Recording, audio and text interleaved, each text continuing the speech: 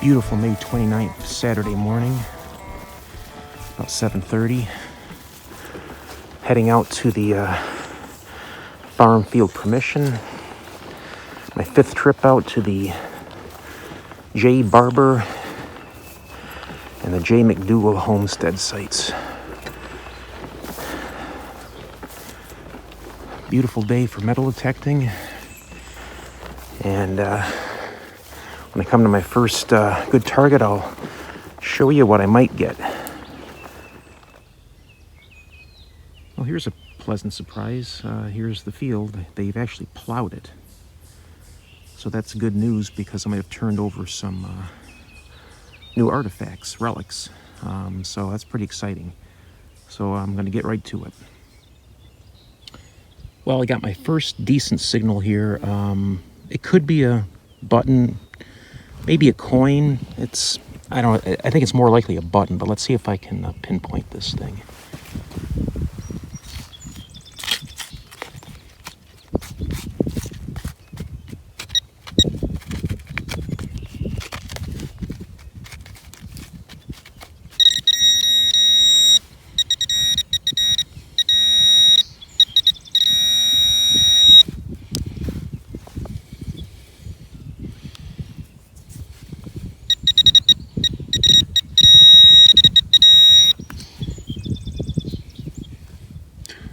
Yes. Ooh. A nice button. And it still has a lot of gold gilt on it. Beautiful. Yeah, tiny little guy, but the numbers looked right, so very, very good accuracy on that one. Doesn't always happen, but worked on this one, so beautiful.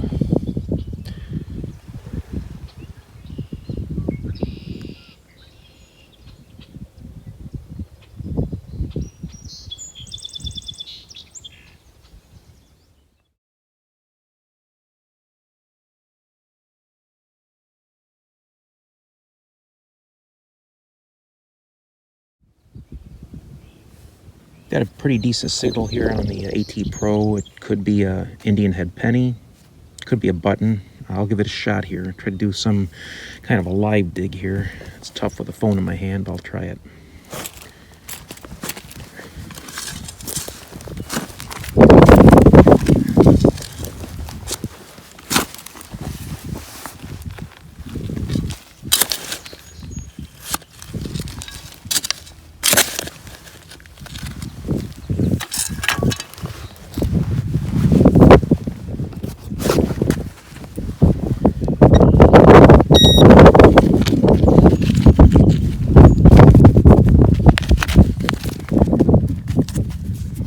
Well, let me check with the detector and I'll come back.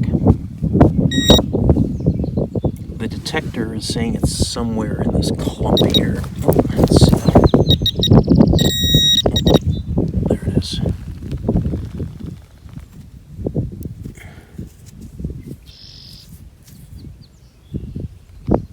And it is a button. You see the shank on the back there.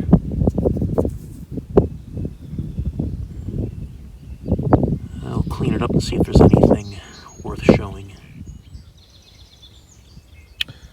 Well, I cleaned the button up. The back mark says best quality, which is just a common generic term for a standard, industry standard of buttons. And this dates it as after 1810, well, I believe before 1850, so probably 1820s, 1830. Nothing on the front. If there was a design, it's long worn away. But 2 buttons so far. Makes me happy. I like buttons.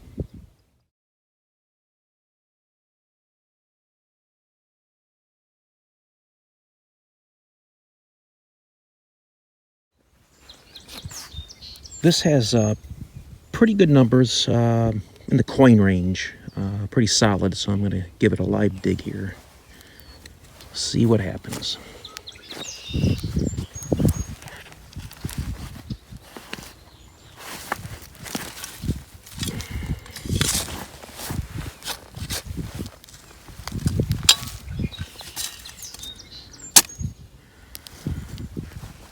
check it real quick with the detector.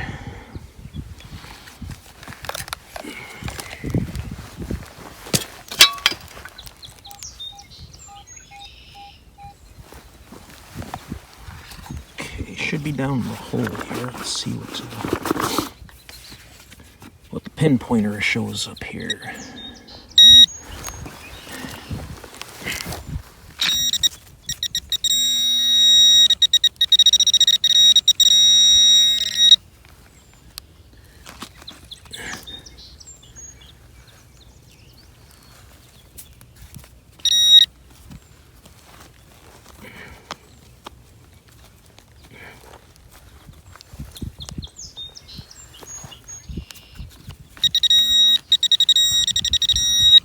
Still in there.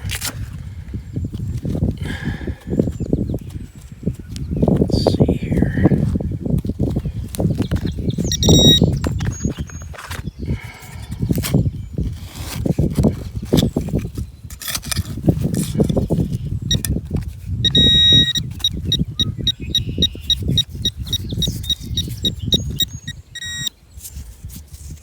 All right, no coin, but yeah, this happens, you know. That's why you gotta dig it all, man. This looks like just some sort of brass stripping of some sort. Probably just left over from the house structure, I guess. But yeah, junk basically, old junk. Well, this signal has strong, consistent coin potential here. A solid 84 and 85 both ways on the detector. Nice strong signal.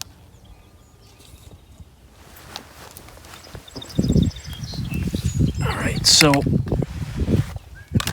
I'll try a live dig here again.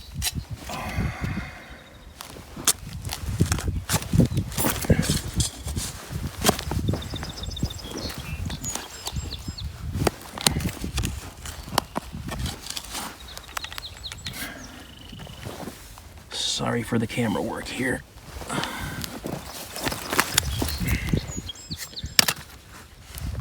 Let's see with the detector here.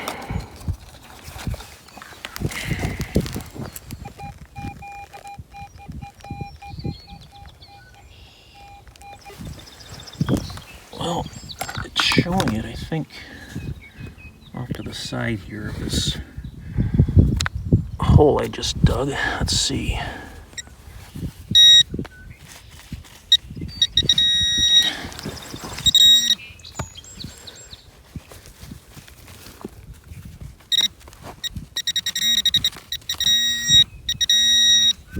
Oops, sorry for the camera work there. Let's see.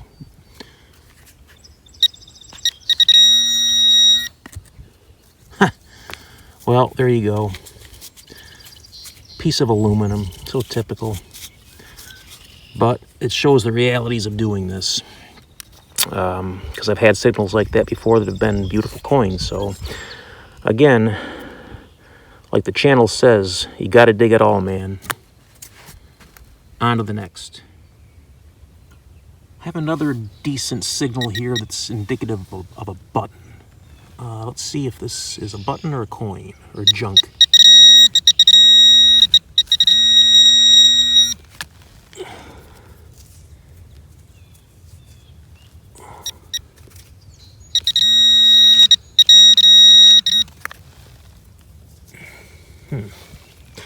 There it is. And this looks like a bullet. An old bullet.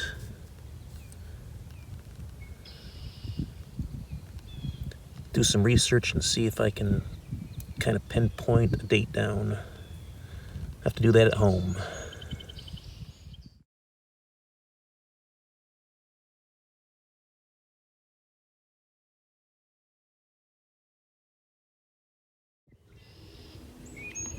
I wanted to show you this surface find. I was glinting in the sun. A very old, thick glass bottle.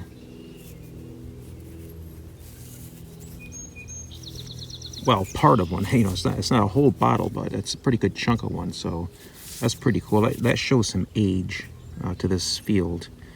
You know, consistent with the age of the buttons and the coins I found out here. So I like finding stuff like this. I'll wash that up when I get home and see if there's any identifying marks on it.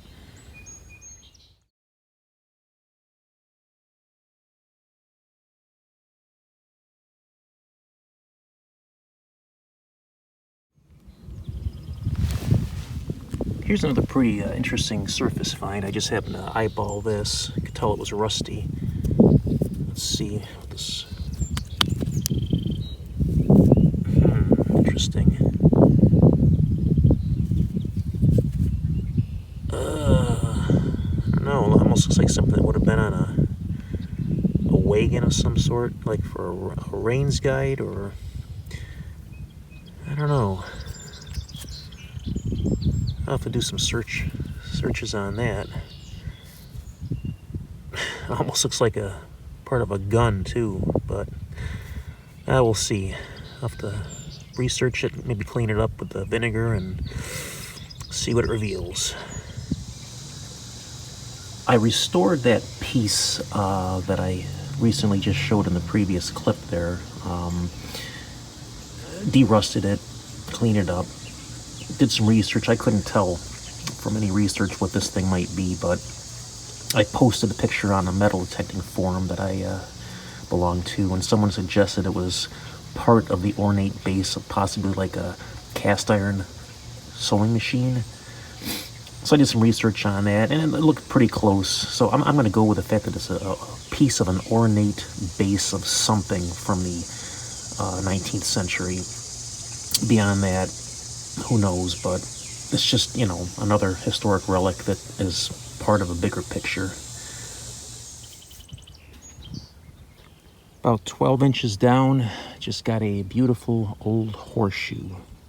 I love getting a complete horseshoe. I think they're really cool, and happy to have dug this out.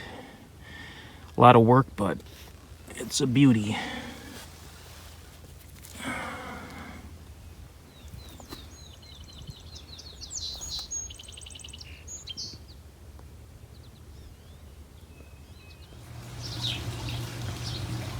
Here is the horseshoe I restored by soaking it in a 30% acid solution of white vinegar for about 3 weeks.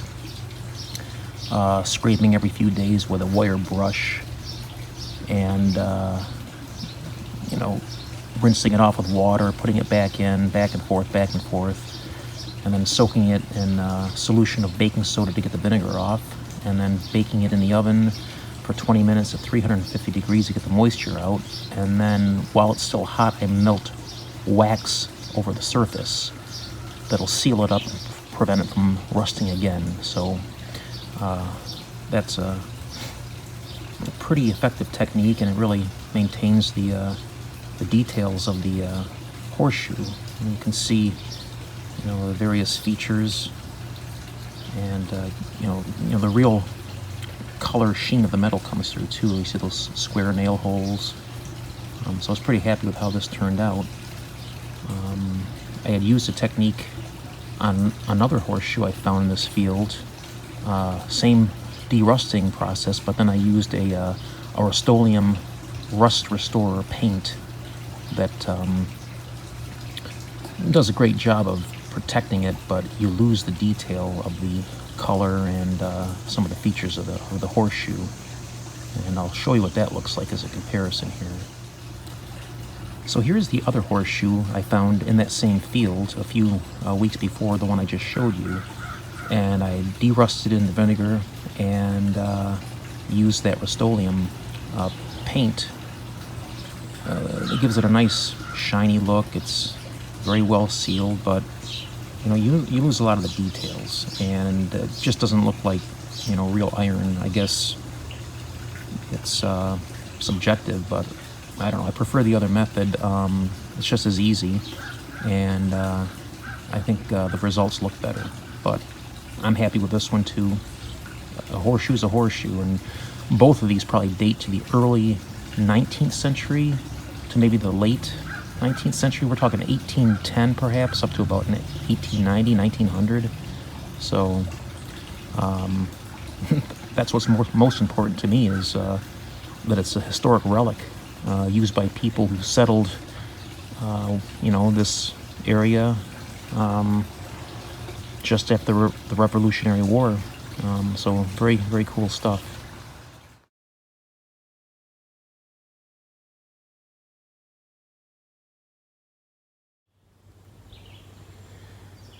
The field wasn't as plowed as I thought it was when I first came out. You can see down here, it looks pretty decent on the edge here, but once you get up into the middle of the field, it's just basically scored.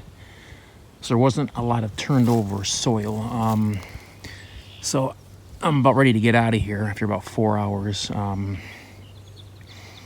got just the 2 buttons, 3 or 4 bullets, and a